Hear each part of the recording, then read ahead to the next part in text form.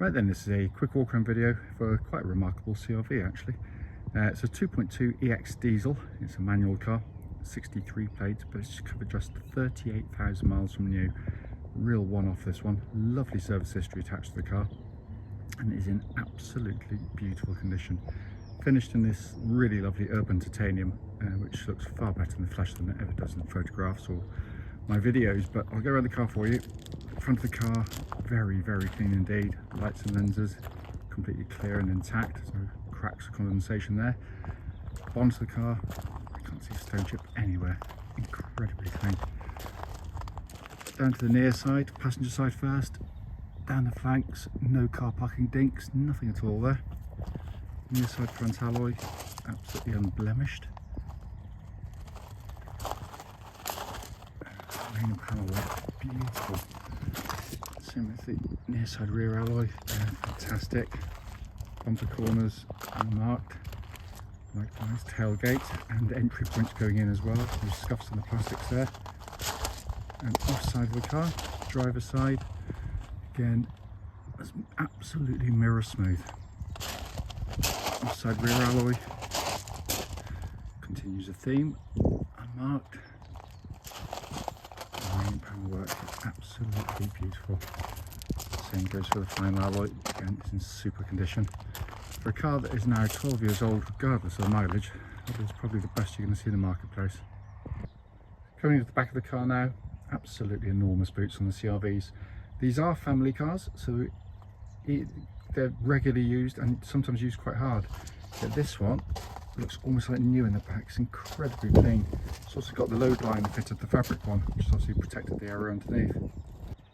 Coming to the back, wide opening rear doors, and then in the back here, enormous amounts of leg room. And this is where the kids sit, so again, like the back, can usually be very heavily marked and used. But that looks, again, in wonderful condition. On the side, very clean. Passenger seat, so it's hardly really been sat on. Coming in the back, wide open rear door there. Again, very clean on this side as well. Finally coming to the driver's door card. Again, unmarked. Same with the footwell areas, beautifully clean. The driver's seat, regardless of the mileage, is incredibly clean for a car at its age. So inside the car now, engine's running so the dash is illuminated as always, and it looks like new. Sat nav working exactly as it should there. Pop the car into reverse, you've got that lovely clear parking camera, and that complements the front and rear parking sensors. Coming down, just kept in beautiful condition. Finally come to the dash binnacle, hopefully you can see 38,199 miles, engine running, and there are no warning lights on the car at all. Finally, just to show you, owner's manual pack and lock and wheel nut key, all here and present with the car. Right then, this is a quick road test video, and this is for a Honda CR-V 2.2 EX diesel. Car's registered FD63ZFY, and mileage at the start of the road test is just 38,200 miles. The reason for all of our videos, and as I always say, especially this road test section, it's just to ensure that if anyone's looking at any of our cars online, they get to see the very car advertised actually in operation. And the reason we feel it's important is because, not unlike many people, we've been to see cars which have looked absolutely fine in a photograph or a description, but only to get there and find out actually it's got an obvious and fairly fundamental fault with it, which you'd much rather known about before setting off to go and see it. We also do the road tests on these very quiet country roads, pardon me, in this beautiful part of Gloucestershire, and this actually forms part of the road test route we take our customers on. The hope is, of course, it will then be representative of what you feel yourself should you go on a drive in the car. So coming to the car, as I said in the walk around section, this is a wonderful vehicle, and it doesn't disappoint in the way it drives. It drives absolutely beautifully. Push button start, engine starts instantly, settles to a smooth, even idle. There are no warning lights on the dashboard at all relating to the engine or any other part of the car actually. temperature gauge running at a third, which is exactly where it's meant to be on a Honda vehicle. The 2.2 diesel engine is one of the best diesel engines you'll ever use, for a variety of reasons actually. First and foremost, it's got all of the trademark qualities you'd expect of a Honda, so they're incredibly tough and reliable over huge mileages, just with good regular maintenance. They're also cam chain driven, so there's no cam belts to have to worry about on them. But more than that on these, in my mind at least, is just how nice this diesel engine is to use. You know, once you're above tick over, it's very smooth and quiet. It's got a soft edge to you don't get a load of diesel clatter from it. It's very, very sweet. But what's noticeable as well is just how broad the power band is. So once you're up to sort of 1500 RPM, it builds up as most diesels do. But unlike a lot of diesels, especially small capacity ones, you have about 1,000 revs or 1,500 revs of power, and then it tails away as the turbo dies away. This just keeps pulling and keeps pulling and keeps pulling. You know, all of its revs are utterly usable if you need to, which also happens to make it one of the best tow cars I've ever used. It's a brilliant, brilliant engine. It really is. Engine then feeds through into the clutch and gearbox. As you'd expect with the mileage, the clutch is perfect. Bite point exactly where it's meant to be. And it's lovely and smooth in operation. And then the gearbox, which puts pretty much everything else in its class to shame for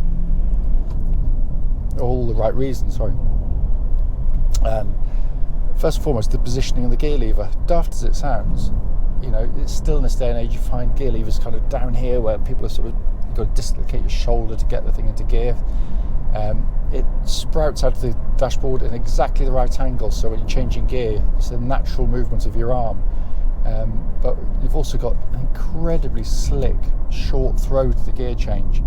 It is absolutely beautifully done. It really, really is. And that gearbox, you know, it literally feels exactly as it would have done when it was new. It's just so smooth.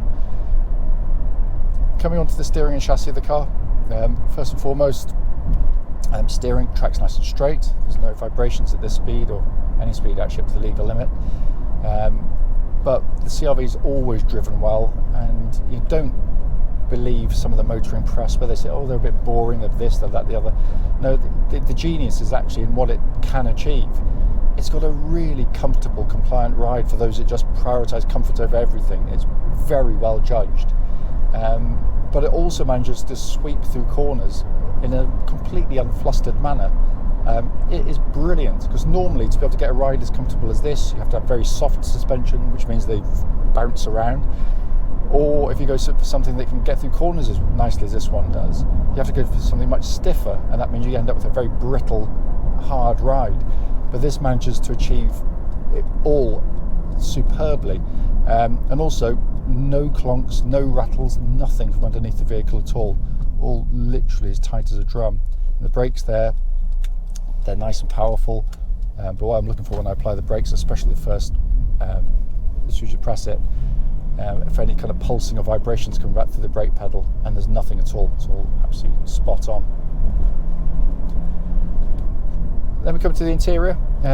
Again, as I always say, the first thing you notice when you get into a CR-V is you've got a perfect driving position. Anyone can get comfortable in there. Really good seats, and then you have excellent visibility all around. You feel very confident driving the car, even the first time you drive it. You've got quite a low dash line, so you can see the bonnet. Huge wing mirrors, so you can swap lanes or reverse very easily indeed. And they are also beautifully put together. No squeaks, no rattles, fantastically well done.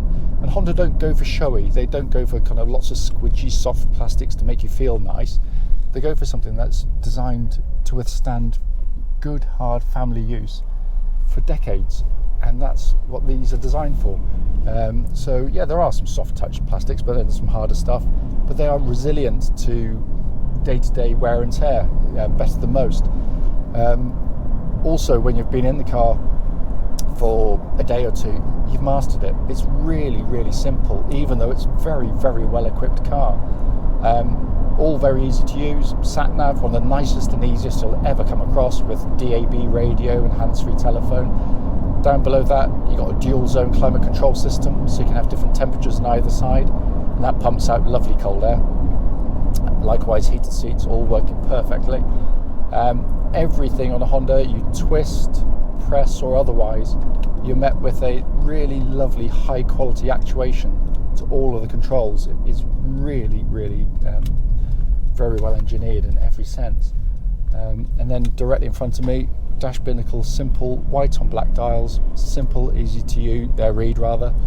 And then you've got this lovely leather bound steering wheel to finish it all off. And as I mentioned in the video for the walk around section, it really is in beautiful condition in here. Finally, this is a four-wheel drive version of the CR-V, because not all of them are, albeit you're going to look for a long time to try and find a button to activate it, because there isn't one. It's completely automatic, and it's brilliant in its design. They've been doing it for decades. Honda worked out right from the outset that most people will be driving as I am right now, where you don't need four-wheel drive on. It's a waste of time, energy, money, not time, energy, fuel, etc., etc. So basically what it does, it runs the car in the most efficient way possible pretty much the whole time, and that's two-wheel drive, front-wheel drive.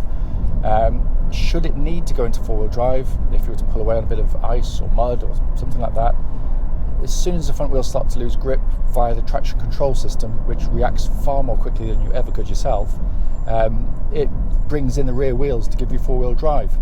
And it is so smooth and seamless in the way it actuates it as well. The advantages of the system are fairly obvious, of course. You're going to use less fuel, you can get through your tyres less quickly, and you put a far less mechanical stress through the vehicle. It is a brilliant car, really is. So the whole point of the video was to show the car, obviously operating, but feedback, as I say, on any issues, which is nothing at all. It drives absolutely beautifully.